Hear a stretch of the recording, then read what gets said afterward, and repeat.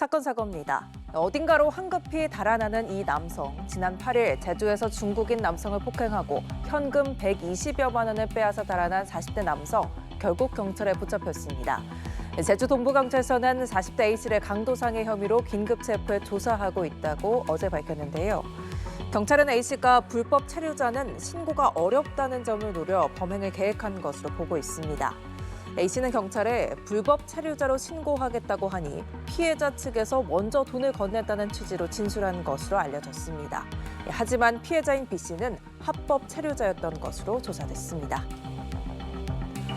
지난달 말 외벽 구조물이 떨어져 관중 사망 사고가 발생한 프로야구 NC의 홈구장 창원 NC파크에 심리 지원 상담소가 설치됐습니다. NC 구단과 창원시, 창원시설공단이 공동 참여하는 합동 대책반은 창원시 세계보건소 정신건강복지센터와 연계해 어제부터 구조물 사고 관련 심리지원 상담소를 운영한다고 밝혔습니다. 대책반은 피해자 유가족과 사고 목격자 등 사고 여파로 심리적 어려움을 겪는 분들의 트라우마를 최소화하고 정신 건강을 보호하기 위한 조치라고 설명했습니다. 마지막 사건 보시죠. 최근 땅 꺼짐 현상이 곳곳에서 발생해서 불안감이 커지고 있습니다.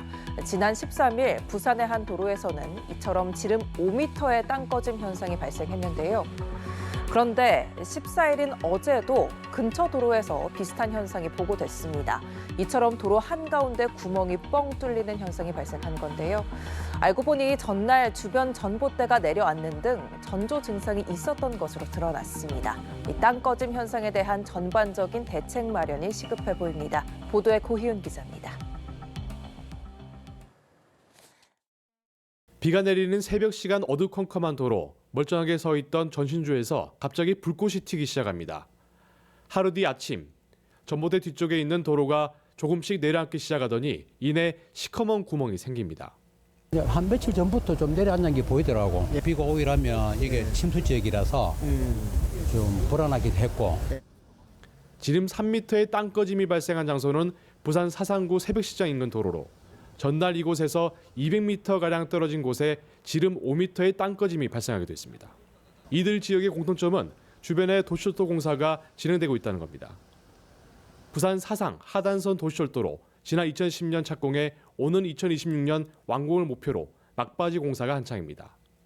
그러나 최근 3년 동안 일대에서 무려 14차례에 이르는 크고 작은 땅 꺼짐 현상이 발생하고 있습니다.